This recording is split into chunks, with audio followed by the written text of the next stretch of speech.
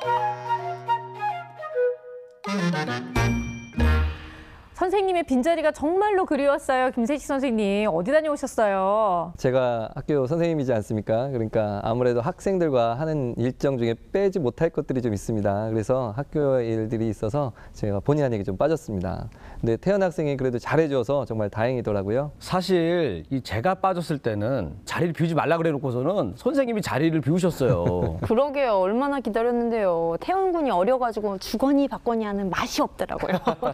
아, 저렇게 얘기하시지만 제가 봤는데 저는 김희지 선생님이 그날 그 배트맨에 나오는 쪼콘 줄 알았어요. 입꼬리가 계속 올라가게 해줘가지고 도대체 언제 내려오나 내가 한참 기다렸다니까요. 끝까지 안 내려왔었습니다. 이렇게 당황스러울 때는 빨리 다음으로 넘어가는 것이 제일 좋은 방법입니다. 자, 다양한 직업 속에 숨어있는 수학의 원리를 찾아보는 Find Math 함께 할 텐데요.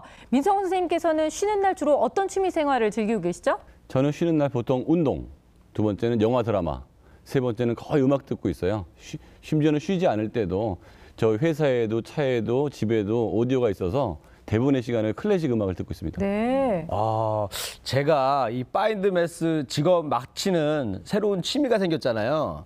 우리 민성원 소장님 얘기를 딱 들으니까 오늘의 파인드 매스 직업 제가 맞출 수 있을 것 같습니다. 아, 정말요? 왠지 음악가일 것 같은데 왜냐면 제가 또 음악하고 또 조예가 깊거든요. 초등학교 때 제가 음악 점수가 음악가였습니다. 점수가 수음이 양 가족이 가였기 때문에 음악가 맞죠? 그렇네요. 근데 음악이 참 가맞기는 쉽지 않은데 도대체 뭘 어떻게 한 거예요? 예? 잘 못하니까. 근데 음악과 관련되거나 음악가이기는 합니다만 좀 더 깊이 한번 들어가 보시겠어요? 아, 그러면 왠지 제 생각에는 이 첼로 연주가가 아닐까. 왜냐면 이 첼로 소리가 좀 졸리거든요. 수학도 좀 졸려요. 그래서 수학하고 첼로가 이 공통점이 있습니다. 그래서 첼로 연주가가 아닐까. 땡입니다. 자, 오늘 파인드 매스에서는요, 음악과 관련된 직업은 맞습니다만 그중에서도 바로 지휘자에 대한 이야기를 해보려고 합니다. 자, 지휘자라는 직업 속에는 어떤 수학의 원리가 숨어 있는지 지금 파인드 매스에서 확인해 볼게요.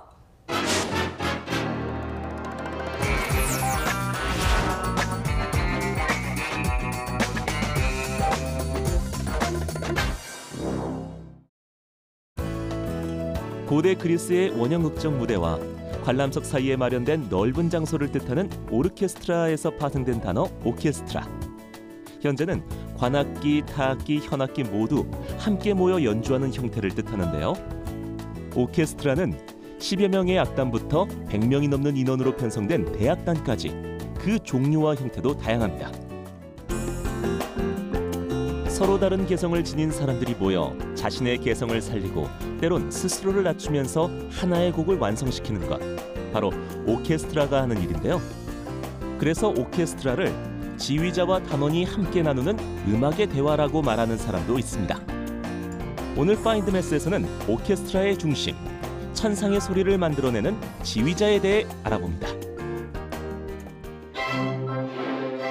오케스트라 하면 가장 먼저 다양한 악기가 생각날 텐데요. 그러나 오케스트라의 정체성을 좌우하는 것은 바로 지휘자랍니다.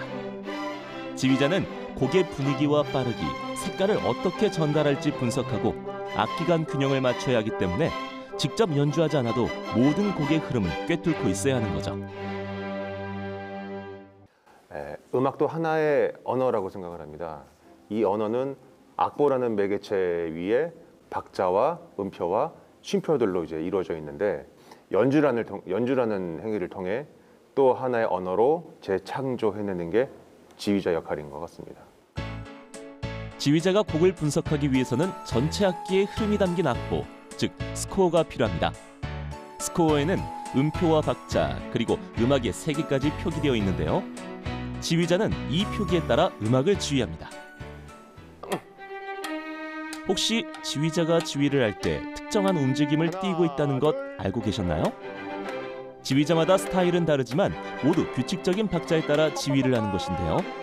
박자는 한마디 안에 음표 몇 개가 어떻게 들어가 몇 박자를 셀 것인가를 표기하는 것을 말하는데요. 흔히 악보 첫마디에 박자가 표시되어 있습니다. 쉽게 말하자면 4분의 3박자는 한마디 안에 4분음표가 3개, 8분의 6박자는 한마디 안에 8분음표가 6개 들어간다는 뜻입니다. 작곡가는 한마디 안에 주어진 박자와 같도록 음표의 길이를 조율하며 작곡하는데요. 음표란 음의 길이를 말합니다.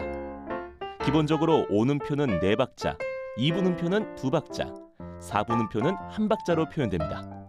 음표에는 일정한 규칙을 가지는 수열이 사용되는데 그 중에서도 등비 수열이 사용됩니다. 이 박자 표시가 수학에서 분수와 생김새가 같다는 것을 저희는 금방 알 수 있습니다. 수학에서 이 분수가 분모와 분자로 구성이 돼서 전체에 대한 부분을 나타낸다면 음악에서의 박자 표시는 음악의 길이를 나타내는 기호입니다. 만약 오케스트라에 지휘자가 없다면 어떻게 될까요?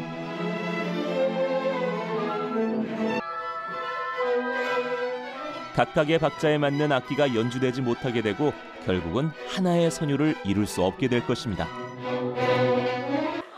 지휘자가 없어도 여러분들이 정말 집중해서 카운트를 잘 해야 돼. 그러니까 박자 첫 마디 원을 잘 세지 않아서 일어나는 현상이거든.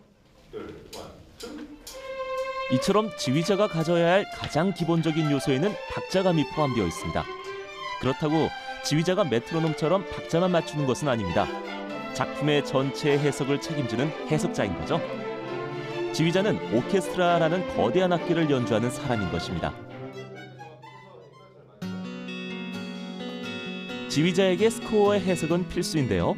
작곡가에 따라 어떤 의도로 곡을 구성하였는지가 다 다르기 때문입니다.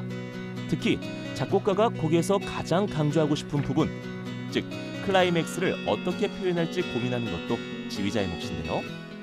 이 스코어를 통해서 이 곡을 쓴 작곡가의 입장이 돼보려고 합니다. 그러니까 이 작곡가가 왜 이런 곡을 이렇게 썼는지, 그래서 일단 작곡가의 입장이 되어서 학습을 하는 게 굉장히 중요하고요. 가장 중요한 기승전결, 그리고 어디가 클라이막스인지 그걸 잘 찾아서 청중들한테 잘 전달할 수 있도록. 그렇다면 과연 이 곡에서 클라이맥스가 어떻게 표현되는지 함께 들으며 확인해 볼까요?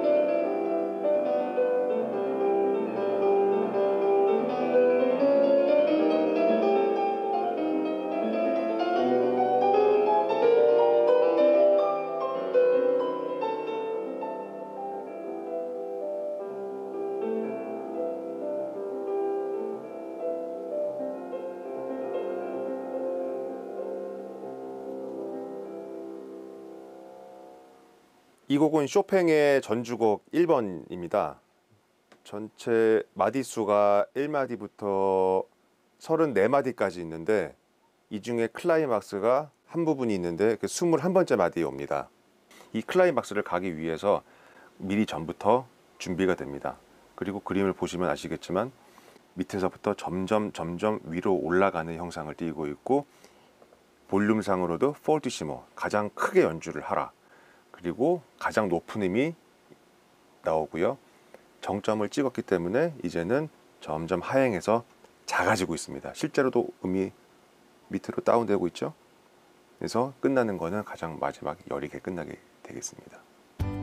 쇼팽 전주곡 1번을 다시 한번 살펴보면 전체 34마디 중 21번째 마디에 클라이맥스가 있는데요. 피보나치 수열에 따른 황금 분할 지점에 위치하고 있다는 것을 알 수 있습니다.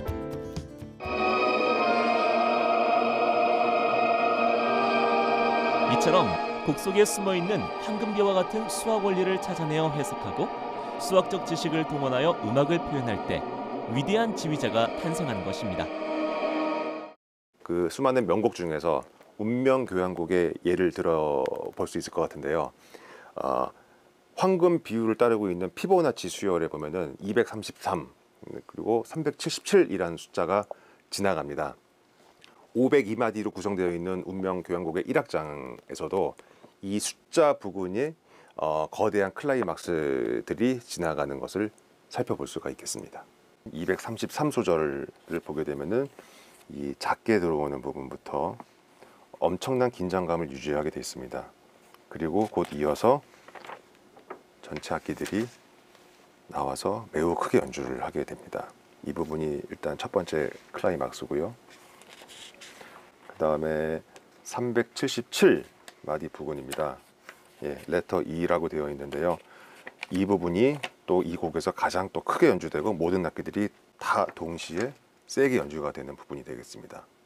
클라이맥스를 직접 연주해 볼까요?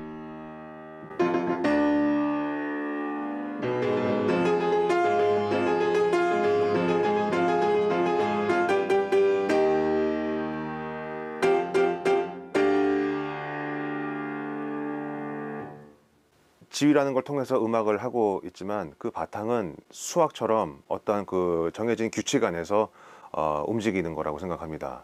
그래서 그 규칙들을 공부를 해서 그 속에서 자유로운 음악을 표현하고 풀어내는 게 지휘자의 역할인 것 같습니다. 그렇기 때문에 음악과 또 수학은 굉장히 밀접한 관계가 있는 거라고 생각됩니다. 100마디 말보다 한 번의 눈짓 손짓으로 강한 메시지를 전달하는 지휘자. 지휘자에게 수학이 필수는 아닐 것입니다.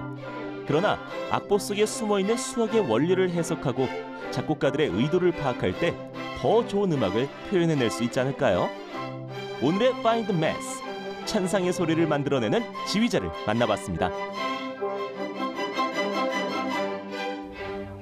지휘자의 모습을 보면 항상 그냥 이렇게 좀 팔면 되게 멋있게 하면 되는 그냥 퍼포머 정도로 생각을 했는데 이게 그게 아니었네요. 곡에 대해서 분석을 하고 또 곡을 이해하려고 노력하고 거기다가 그 수많은 사람들을 다 리드한다고 생각하니까 지휘자라는 직업이 정말 멋있는 직업이구나 또 굉장히 달리 보이는 것 같은데요. 오랜만에 너무 이렇게 클래스가 높은 음악을 들으니까 귀가 호강하는 것 같아요. 좀 부담되기도 하고. 김세희 선생님 어떠셨어요? 좀 피아노 치는 모습이 정말 멋있네요. 좀 배워놓을 걸 그랬습니다. 지휘자는 그런데 이 전체적으로 이거 총괄을 해야 되고 음표, 박자, 뭐 악기의 특성, 곡 해석도 하셔야 되니까 이 다양한 다방면의 지식을 많이 갖고 계셔야 될 것 같습니다. 그리고 음악도 하나의 언어다라는 말씀, 그 말씀이 가장 공감이 갔습니다. 수학도 세상을 표현하는 그리고 자연을 표현하는 하나의 언어라고 할 수 있거든요. 그리고 저도 이제 느낀 거 뭐냐면 지휘자가 이 지휘하는 모습이 야 너무 멋있었어요. 부러웠어요? 부러웠죠. 아니 근데 잘할 것 같은데요? 저는 이렇게 손을 잘 쓰는데 이걸 뭔가 사람들을 요거 가지고 끌어들이기 쉽지 않을 것 같아요. 그래요. 가장 놀라운 것은 음악 속에 그리고 또 이 지휘라고 하는 어떤 이 행동 속에 굉장히 많은 수학의 원리가 숨어 있다는 건데 물론 지휘자님께서 설명을 자세하게 해주시긴 했지만 눈높이를 저희한테 맞춰서 좀 쉽게 설명을 좀 해주시겠어요?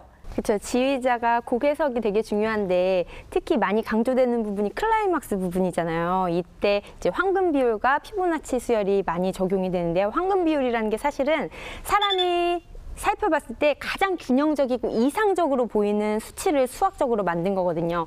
1대 1.618.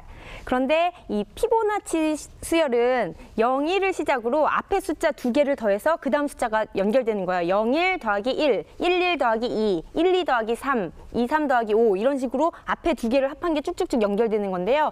이 피보나치 수열의 신기한 게 연결이 될수록 진행될수록 그 앞 숫자와 뒷 숫자 사이의 간격이 황금 비율을 따라가는 거예요. 점점 더.